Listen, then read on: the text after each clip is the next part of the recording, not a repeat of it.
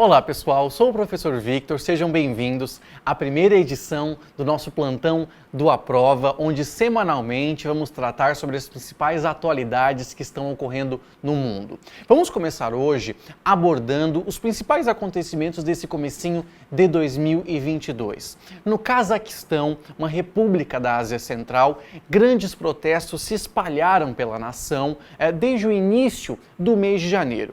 A insatisfação primeira em meio a esses protestos era em relação ao aumento do preço dos combustíveis, mas logo eles se transformaram na expressão e no descontentamento em relação ao autoritarismo do regime que governa o Cazaquistão há 3 décadas. O país se tornou independente em 1991, com o fim da União Soviética, uma ex-república soviética, e até 2019 foi governado por um homem só, chamado Nursultan Nazarbayev, que se comportava como um ditador.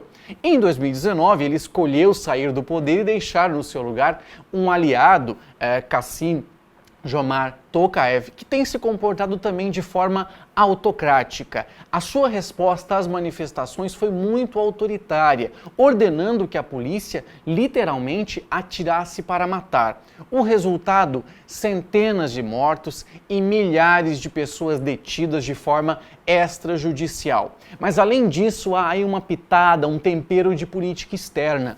Tokayev, o presidente do Cazaquistão, apelou também para a ajuda da Rússia de Vladimir Putin, que apoia o regime cazaque já há muito tempo. Deste modo, tropas russas entraram no país para auxiliar na pacificação. Deste modo, é importante que a gente possa concluir essa atualidade com a seguinte questão: mesmo que tenha havido a repressão e os protestos tenham se dispersado, não seria esse acontecimento um sinal de que é possível uma mudança no regime cazaque? Vamos abordar ao longo desse ano novas consequências deste acontecimento. Enquanto ocorriam os protestos e a repressão muito forte no Cazaquistão, as enchentes se disseminavam ainda mais no território brasileiro. No mês de dezembro de 2021, elas foram mais intensas no estado da Bahia, com dezenas de mortos e centenas de milhares de desabrigados. Mas no mês de janeiro de 2022, elas ficaram mais intensas no estado de Minas Gerais. O principal acontecimento climático que tem a ver com essas enchentes é a atuação da chamada Zona de Convergência do Atlântico Sul, um corredor de umidade que se estende desde o sul da Amazônia até o litoral brasileiro, o litoral no Atlântico Sul. Em geral, essa zona de convergência, ela acaba trazendo muito mais umidade e precipitação para o sudeste brasileiro. Porém, dessa vez, ela acabou se concentrando também um pouco na região nordeste, ou seja, no estado da Bahia.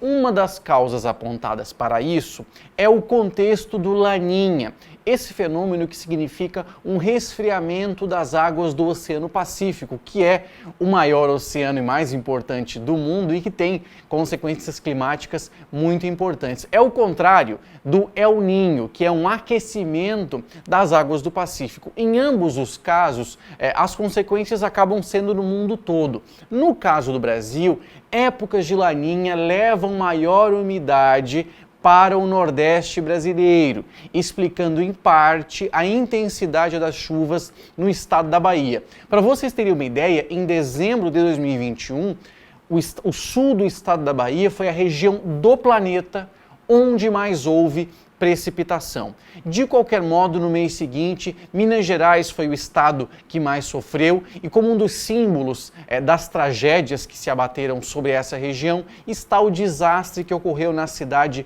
de Capitólio, no Lago de Furnas, em parte causado pela alta precipitação, pela umidade, mas por outro lado também causado pela negligência governamental, que deve ser destacada. Para vocês terem uma ideia, pessoal, uma pesquisa realizada em 2018 pelo Instituto Brasileiro de Geografia e Estatística, o IBGE, e pelo CEMADEM, que é um importantíssimo órgão nacional de monitoramento de desastres naturais, resultou num dado assustador: cerca de 6,2 milhões de brasileiros vivem em áreas de risco de deslizamento e cerca de 2 milhões vivem em áreas que têm risco apenas de inundação, mostrando o quanto os desastres naturais são causados tanto por processos físicos que envolvem naturalmente a geografia física, como o desgaste de rochas em geral, mas que envolvem também a negligência e a necessária ação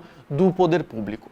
Saindo do Brasil em direção à Alemanha, temos ainda as consequências do fim da era Merkel. Esse período que se estendeu de 2005 até o finalzinho de 2021, no qual o cargo de primeira-ministra da Alemanha esteve ocupado por Angela Merkel. Nestes 16 anos, pode-se perceber uma tendência de longo prazo do governo Merkel, dos sucessivos governos Merkel, com várias coalizões diferentes, em posicionar a Alemanha a favor de uma integração maior com a União Europeia, o bloco geopolítico do qual ela faz parte. Além disso, pode-se perceber uma atitude de Merkel em tentar fazer com que a União Europeia adquirisse maior autonomia estratégica e geopolítica em relação a outras potências, como Estados Unidos e Rússia, por exemplo.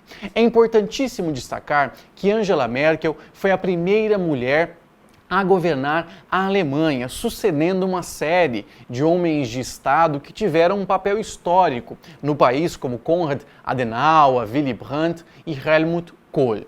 Merkel ascendeu na política alemã durante os anos 90, durante alguns dos últimos governos de Helmut Kohl, com o cargo de ministra das Mulheres inicialmente e depois de ministra do Meio Ambiente, se tornando um dos principais nomes de seu partido, a CDU, a Democracia Cristã, que é o principal partido de centro-direita da Alemanha, enquanto a principal agremiação de centro-esquerda é ocupada pela social-democracia, o SPD.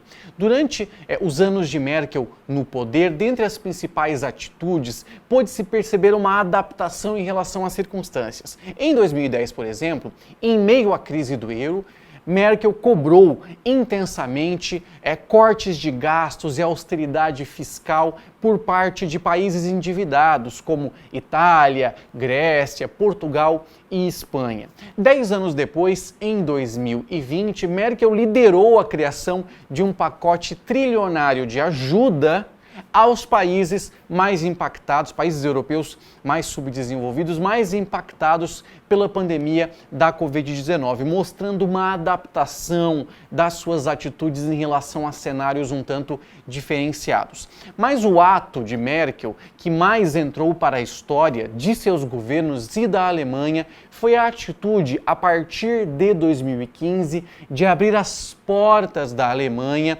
para que imigrantes e refugiados pudessem abrigar-se no país. Era o contexto da grande crise de refugiados que estavam entrando no continente europeu, fugindo de inúmeras guerras civis, como na Síria. Para vocês terem uma ideia, entre 2015 e 2019, cerca de 1,2 milhão de refugiados e imigrantes entraram no território alemão. Por um lado, Merkel entrou para a história agindo de forma humanitária. Por outro, essa atitude atiçou a atuação de alguns partidos xenófobos que têm crescido na Alemanha, como a AfD, nos últimos tempos, principalmente no território da antiga Alemanha Oriental. Terminamos essa volta ao mundo no Pacífico Sul, no arquipélago de Tonga, que possui aproximadamente 100 mil habitantes. Uma erupção vulcânica ocorreu seguida de uma tsunami. O vulcão se localiza a aproximadamente 60 quilômetros apenas ao norte da ilha, onde se localiza a capital e maior cidade do país. Esse vulcão ele é parcialmente submarino, mas ele está próximo do nível do mar.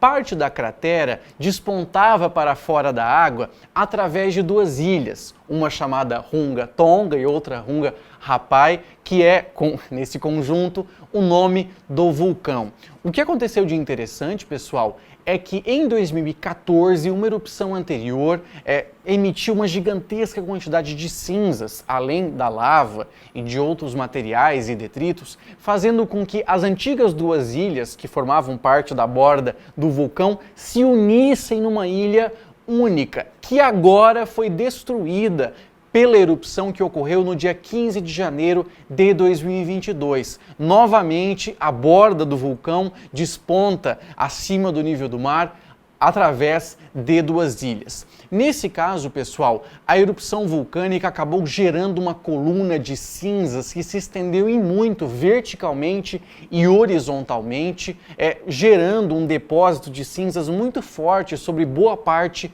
do arquipélago de Tonga, o que é extremamente prejudicial, principalmente para o abastecimento. Alguém poderia perguntar como que um território tão reduzido é um país independente, no caso, o Estado, a monarquia de Tonga. O que acontece, pessoal, é que várias dessas ilhas do Pacífico pertenciam a grandes impérios europeus desde o final do século XIX.